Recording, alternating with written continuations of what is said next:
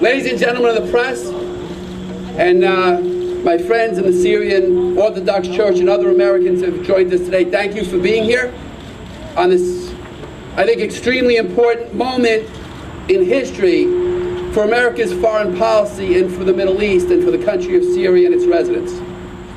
As we know today, President Obama and the United States have moved warships into Syrian territory for the purpose of potentially launching Tomahawk missiles into Syria against the Assad regime and their use of chemical weapons. We were told were used by this regime against Syrian civilians.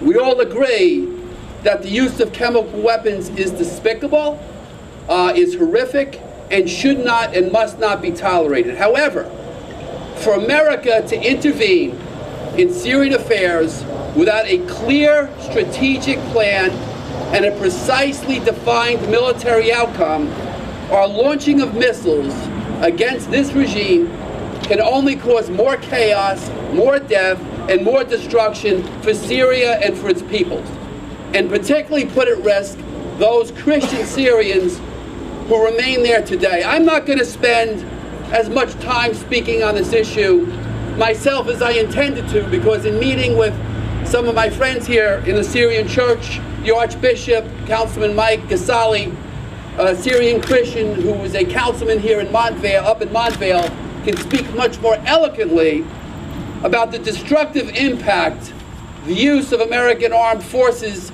American military, indiscriminately used in Syria can be. There are three reasons for going into Syria. One would be to take out the Assad regime in its entirety.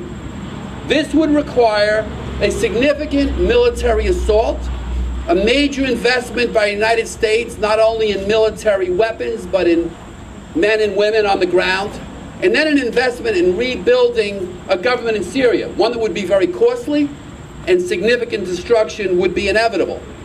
The second would be to attempt to take out Assad's use of chemical weapons, which we are told was his regime.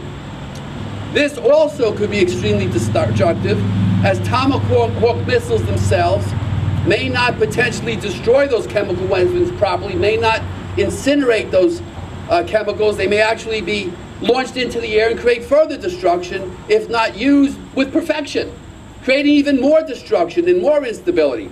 The third reason, as promoted by Senator Bob Menendez, would be to punish the Assad regime. To punish the Assad regime. America is not the parents of the countries of the world. We're not here to simply punish governments. Going in for the purpose of punishing is no more than a public relations stunt that will have no greater output but tend to cause further chaos, further destruction, and further instability in Syria. Syria, a once beautiful and peaceful country, up until only a few years ago, where many people built futures and families, just like we do in this country, where they studied, became doctors, lawyers, teachers, dentists, as you'll learn today. That nation has been disrupted by the failed Middle Eastern policy of the Obama administration.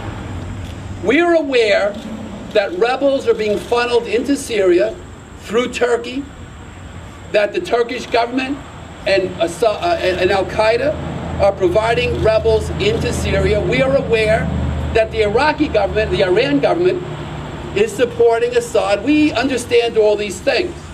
But we also understand that Syria has its own issues that needs to be resolved within Syria. America would be best to produce humanitarian aid and a peacekeeping mission, working with other nations in the world to bring peace to Syria, not destruction.